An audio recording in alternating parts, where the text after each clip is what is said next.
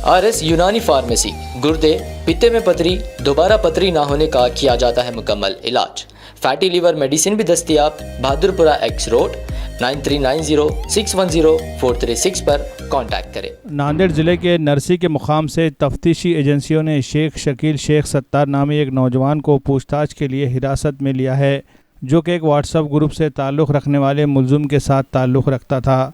इस पर यह भी इल्ज़ाम है कि पाकिस्तान में मुल्क दुश्मन सरगर्मियों में मुलविस था। 19 साला शेख शकील शेख सत्तार को नांदेड़ के नरसी में DCB पुलिस सूरत गुजरात ने हिरासत में लिया है। नांदेड़ पुलिस और गुजरात पुलिस ने मुश्तरका तौर पर यह कार्रवाई की है। वक्कास और सरफराज डोगर पाकिस्तान में जैश बाबा राजपूत के नाम से एक व्हाट्सएप ग्रुप चलाते हैं।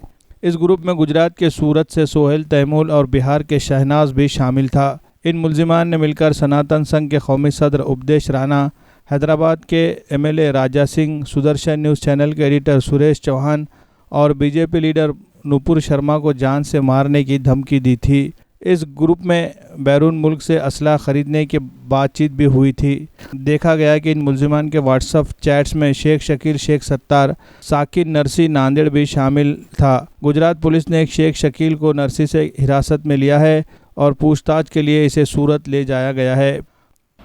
सूरत सिटी पुलिस की क्राइम ब्रांच ने एक केस रजिस्टर किया था 3-4 दिन पहले, जिसमें कि उनका एलिगेशन है कि एक सोशल मीडिया का यूज़ करके कुछ पाकिस्तान के हैंडलर्स थे, कुछ इंडिया के अलग अलग स्टेट्स के, वो ग्रुप पे रह के ऐसे कुछ उनकी कॉन्स्पिरेसी चल रही थी, विच इज़ जो कि थोड़ा सा किसी ग्रुप को, किसी पर्सन को टारगेट करने का।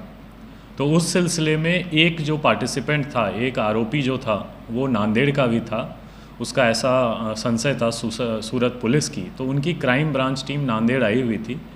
तो नांदेड़ डिस्ट्रिक्ट पुलिस के साथ मिलके और भी एजेंसीज़ और सूरत की सिटी पुलिस, हमने जॉइंट ऑपरेशन करके नरसी से एक आरोपी को रात में अरेस्ट किया है। उसको इंट्रोगेशन करके हमने सूरत पुलिस को सौंपा है और सूरत पुलिस उसको लेके अभी गई है सूरत।